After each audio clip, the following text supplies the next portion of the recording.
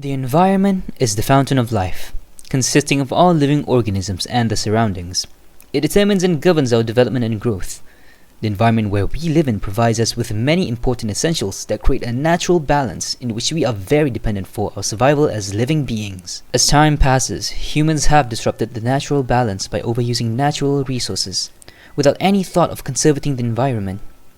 Human societies are significantly contributing to the disruption of animal habitats and the health of the environment that permits humans, sea life, and mammals to coexist, resulting in our Earth undergoing deforestation, extinction of species, pollution, and much more catastrophes.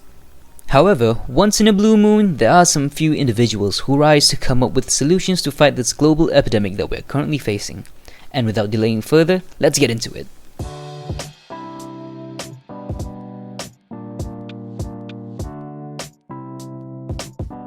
Vertical farming is an efficient way of growing resources such as vegetables and fruits on vertically inclined surfaces using hydroponic growing mediums.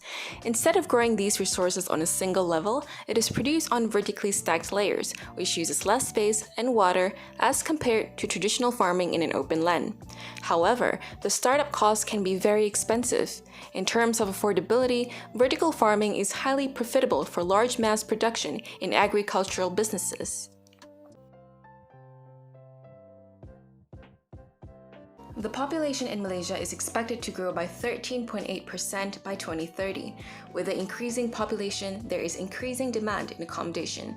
Not to mention that the Malaysian citizens are classified into three income household groups, which are B40, M40, and T20. As we all know that the properties in Malaysia are very expensive. In fact, the prices of Malaysian houses have grown far more than the income of the average Malaysian. Therefore, with the use of 3D technology, we can build cheap, climate-resilient homes that have proven to be more reliable, sustainable, and most importantly, affordable. Next up is by improving waste management for a sustainable city and community. This is an invention that reduces human work by sorting segregation. It is a closed-loop system with no emission at all. Everything will be disintegrated into ash. It's a clean, cost-efficient, and practical solution to treat and dispose waste without the use of fuel, diesel, gas, or petrol. So, the heat is self-generated and self-contained. A little downside of this would be the containment of untreated smoke or fumes.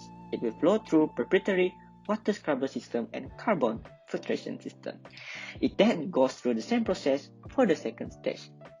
So, the smoke is now released as full compliance vapor and not smoke.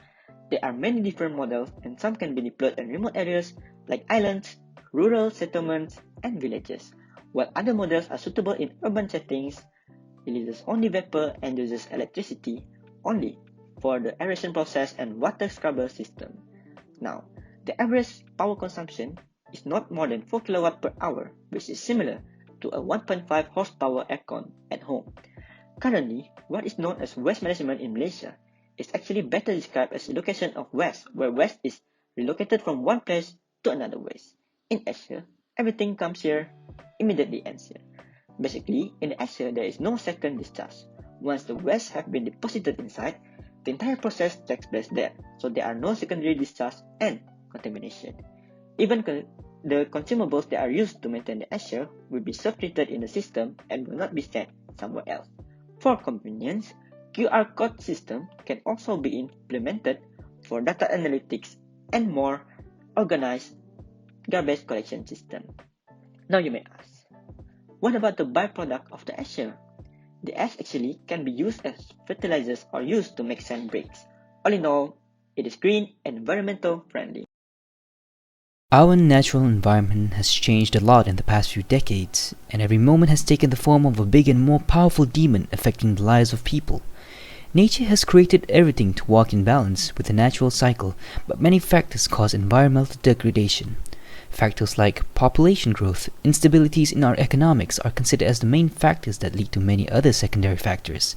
We must understand the importance of adapting, and we should do our best to preserve our environment and the people to run it in a natural order to promote the existence of a healthier and a more efficient environment lifestyle.